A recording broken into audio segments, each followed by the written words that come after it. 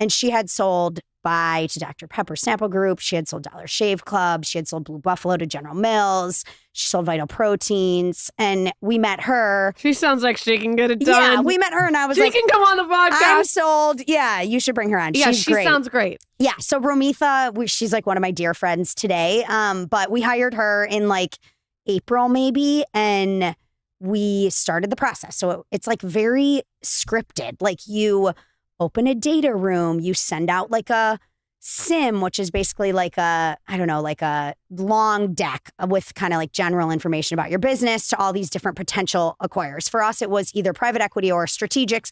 Strategics means like the Kellogg's, Kraft Heinz, PepsiCo, Cokes of the world, those big publicly traded strategic companies. And then they submit, like there's a date and they submit like an IOI. It was like so crazy. I was like, wait, so you mean on this day, we're going to get like a letter with people's like range of what they'd pay for us if they're interested, and then you pick who advances to the next round. And at this point, it's very like a dating procedural. show. It's very like, it's called a process. It's literally called like a process, right? Our process took 6 months. I was 32 weeks pregnant, doing management presentations, like huge. All like, you know, the people who make it to the final round fly out. You have like 6-hour meetings. They grill you. You're like presenting. You're kind of doing like the dog and pony show. And then like final bids are due and you pick a final bid and then you sign a deal. So how long does, when you sign the deal? Lauren, by the way, it sounds simple, but it's a no, fucking it doesn't grueling sound process. simple. This It wasn't doesn't that sound grueling simple. to me, but yes, I they're mean, grilling the shit out of you. you know, it wasn't that bad. It was just more like nerves on my part, I think. They weren't like, there is some grilling for sure, but you're like so prepared. Like if you hire the right like banker. And if you love your product, for me, at a certain point, I remember being like, these bankers know my business if you know better your than I product do. inside and out too, and you've like created it from the ground up, but you there feel is confident. it's a different language a bit. There is like that, you know, where you're like, I don't know like exactly what you're talking about, you know, I don't know. So yeah. So when you pick the company, is it that quick? Is it just like you sell to them? Yeah, and it kind of is. And are you guys off Primal Kitchen? Like, how do you set that up? So Mark and I, we had talked for like 2 years. Mark and I owned 95% of the company when we sold.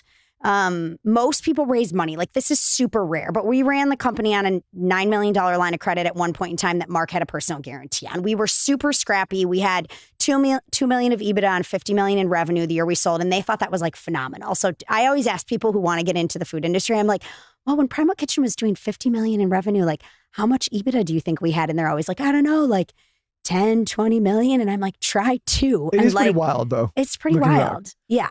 You and know if what? someone Side doesn't know note- what EBITDA is, you guys, can you explain It's that? like bottom line profit on your business. Yeah, let's not get into. So I was talking to a banker the other day. He's like, "Oh, maybe I can come on the Skinny Confidential and talk about EBITDA." And he was like, "I want to find a girl." I'm like, "That's a good way to come and never get married and never find anyone." so Like, boring. The last thing we need to do is start going into EBITDA here. But funny, we ended up going, Lauren and I, in probably around 2006. Did you tell us 16 or 17 is when you sold?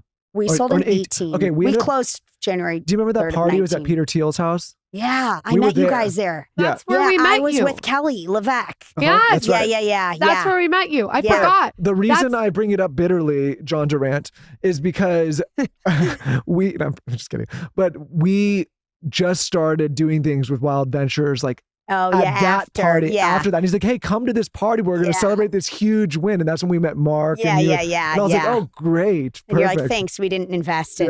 We exactly. did. The 5% we sold was like friends and family, but influencers and such through John Durant that you mentioned. Yes. Hi, John Durant. When you make the decision to sell to Kraft, and Kraft is known for all different kinds of things. Right. How do you make sure that your product has the integrity that it does? Because you guys are very specific about ingredients. You don't mess around. Yeah. I mean, look, like, I think everybody is always like, oh, you sold to the man. You're like, it's evil, the evil empire. Like, they're going to mess up your product. But the reality is, wait, hold on. Everyone that says that, let's get real. True. You're going to tell me that if Kraft offered you $200 million, you wouldn't sell? No, that's true. true. No, thanks, Kraft. But the other reality I'm gonna make my maple syrup in my garage forever. Come on, everyone. I can't when people do that. I know. It's I'm with you. But the other reality is like, do you think Kraft is like stupid enough where they're going to buy us and then be like, okay, now let's introduce canola oil and see how this goes. Like they're like we had like a 4-hour meeting and they were like,